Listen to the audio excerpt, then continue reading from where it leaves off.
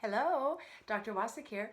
I just wanted to welcome you to Sociology 104, Social Problems, your new favorite class. I wanted to give you an opportunity to see me as I welcome you into the next couple of weeks as we work together and give you sort of a brief introduction that will hopefully let you know a little bit more about me and also help inspire you for your very first assignment, which involves answering the exact same questions that I'm about to and then discussing them with your fellow classmates. So I'll give you this brief introduction and you can move through the homepage that you see before you. As you move down, you'll see a couple of other videos, some information for the class, and then an opportunity at the very bottom of the page to listen to a tutorial that will help you move through Canvas, since this is our first time working with Canvas here at El Camino College. So that being said, I always like to start out my online classes with asking a few questions, and I think that it's kind of a fun way of getting us warmed up and getting to know each other a little bit. So the very first question that I ask to you is, who are you? I know it's a really deep question. Who am I? Well, I said I'd keep this brief. So again, Dr. Wasik, and I am originally from North Dakota, but I've been living off and on in California for the past 17 years. I've been at El Camino now for a couple of years, on and off, and I teach classes, Introduction to Sociology, Marriage and Family, Social Problems, and I also will be teaching classes on death and dying and sexualities and society. I got my PhD at UC Irvine, and I taught at Irvine Valley College and Chapman College before getting a job in New Mexico, and I taught in New Mexico for 8 years at a university there, and I've done a bunch of research and teaching, but I am a sociologist. That's kind of at my core. So I very much enjoy teaching. I've been teaching online for a really long time. I love sociology. So that's kind of who I am. All right. The second question I ask is, what do you like about society? Obviously, this is also a big one, considering, I study society. But I think one of the things I like most about society is that at the end of the day, we all do kind of work together. Yeah, there's conflict, and yeah, sometimes it works, sometimes it doesn't. But for the most part, we just keep on trucking on. And there's something really kind of cool about us all kind of being in it together.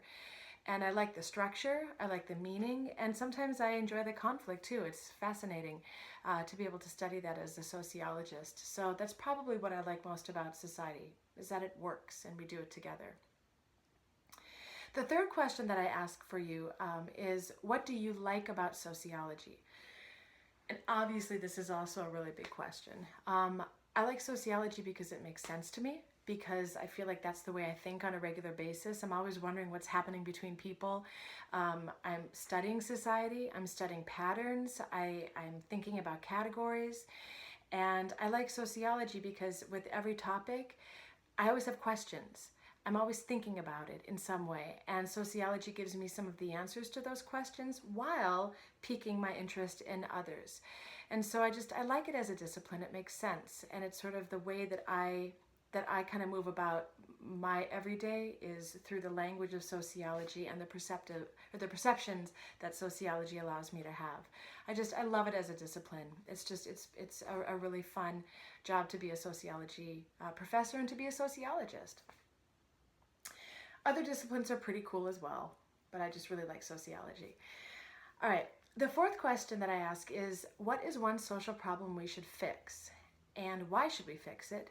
And what are some suggestions that I might have for fixing it? So this is a tough one. Obviously, we're in a social problems class, so we'll be talking about several different social problems. Because of the research that I do on sexualities, the social problems that I think about are things like sex and sexuality. So one social problem that I see as being really important is sex education in schools. I think that we of course need to fix it for a variety of reasons, given kind of our sex negative society and the fact that a lot of you guys never even got sex education.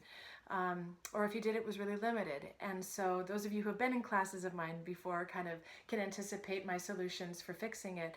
Sex positivity is probably one of the main solutions, being able to talk about sex and also giving people the tools to be agentic and fluent. More on that later. That's kind of heavy for the introduction, but that's one social problem that I am definitely committed to solving. Okay, the fifth question says, pick up the book nearest to you. Now, because I'm not in my office, as you can see by this lovely beige background, I had a couple of books that I always keep near me because, you know, I'm a nerdy academic. So let's see, we do have the textbook for the class, which I will not read from because you guys will be reading it. But I do have this book by Aziz Ansari, Modern Romance. And I have this book because of the research that I do. And also I think he's hella funny. So let me look here, page 25. Okay, I'm gonna find page 25 and I'm gonna read the third sentence down. Ooh, this is a good one. Okay, according to Cherlin, who's a very famous researcher, by the way, the soulmate marriage has the highest potential for happiness, and it delivers levels of fulfillment that the generation of older people I interviewed rarely reached. Well, isn't that deep? Wow, okay, so this is in this section that talks about how a soulmate marriage is different from a companionate marriage.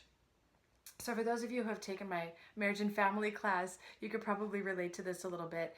I suppose what this sentence means for my life, I don't know if we have enough time for that. But I can definitely say that one of the things that this means is this is part of the reason that I research what I research. I find intimate relationships really fascinating. The fact that they've changed over time, the fact that they continue to change, the fact that a book like this talks about everything from sexting to hookup culture to monogamy and also non-monogamous relationships. And so the fact that we have researchers who have found evidence, such as the soulmate marriage has the highest potential for happiness. I think people want to be happy, right, for the most part, and we want to feel fulfilled. And older generations, like our parents and our grandparents, maybe didn't have the luxury of experiencing these soulmate marriages. And that's kind of a cool, I don't know, time to be a sociologist, to be able to research this stuff, to see what's going on in your lives and my life, my generation, and how we reconcile intimate relationships. It's cool stuff. All right, so those are the answers to my 5 questions. The 6th question is really not a question, but rather a request that you upload a picture to your profile, which you've done, which I've done, so you can see it.